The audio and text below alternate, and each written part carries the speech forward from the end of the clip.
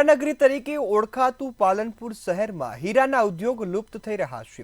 મંદીના કારણે રત્ન કલાકારો બેરોજગારીનો ભોગ બની રહ્યા છે। તો હાલ શું છે સ્થિતિ, આવો જોઈએ સમગ્ર અહેવાલમાં। કેમ કે આવી ભયંકર મંદી મેં ક્યારેય જોઈ નથી અને અત્યારે ભયંકર મંદી એવી છે કે પહેલા 500-600 રૂપિયાનું કામ કરતા હતા તો અમારું ઘરનું ગુજરાન ચાલ્યા જતું હતું, પણ અત્યારે અમારે ઘરનું ગુજરાન ચાલતું નથી। શું કરવું? તો સરકારશ્રીને એટલી નમ્ર વિનંતી છે કે અમારા રત્ન કલાકાર ભાઈઓ સામે યોગ્ય પગલાં કઈ અમારી મંદી અને અમારી પરિસ્થિતિ જોઈને લે તો ઘણું સારું। આ દિવસે 40 વર્ષની અંદર છેલ્લા આ પોઝિશનની અંદર અમે આ દિવાળી પર કોઈ અમારા પાસે કોઈ ખર્ચો કે મજૂરી ધંધો ડાઉન થઈ ગયો, મજૂરી મળતી નથી। હીરોમાં કોઈ અમારું કોઈ કીધું સર 1 મહિનાથી અમારા કારખાનો બંધ છે। હું 3 વર્ષ પહેલા લાખ હીરા બનાવતો હતો, 500 રત્ન કલાકારો મારે ત્યાં કામ કરતા હતા। અત્યારે એવી પોઝિશન છે કે 30-40 માણસોને રોજી અમે નહીં આપી છે। બહુ ભયંકર પોઝિશન ખરાબ છે।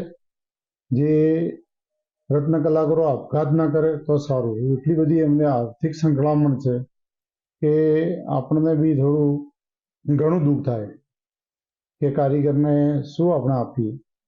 માગણી કરવા સરકાર જોડે સરકાર પાસે તો માગણીઓ ઘણી જ કરી દીધી, કોઈ જવાબ નહીં કે કોઈ શૂન્ય। અત્યારે પોઝિશન હીરાની એટલી બધી ખરાબ છે એટલે કે ડાયમંડનો ધંધો અત્યારે મૃત પામ્યા પર છે એકદમ।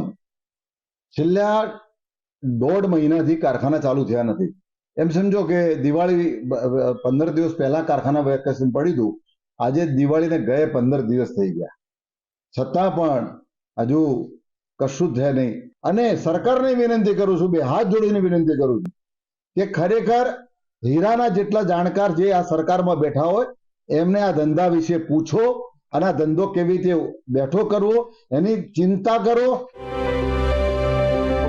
દિવાળી બાદ પાલનપુરમાં માત્ર 10% કારખાનાઓ જ ખુલ્યા છે, જેનાથી હીરા ઉદ્યોગ સાથે સંકળાયેલા કારખાના માલિક સહિત રત્ન કલાકારોના રોજગાર પર સંકટ ઉભો થયો છે। તેમજ જે કારખાનાઓ કાર્યરત છે તે કારખાનાઓમાં રત્ન કલાકારોને પૂરતું કામ મળી રહ્યું નથી। મંદીનો ભોગ બનેલા રત્ન કલાકારો બેરોજગારીનો ભોગ બની રહ્યા છે।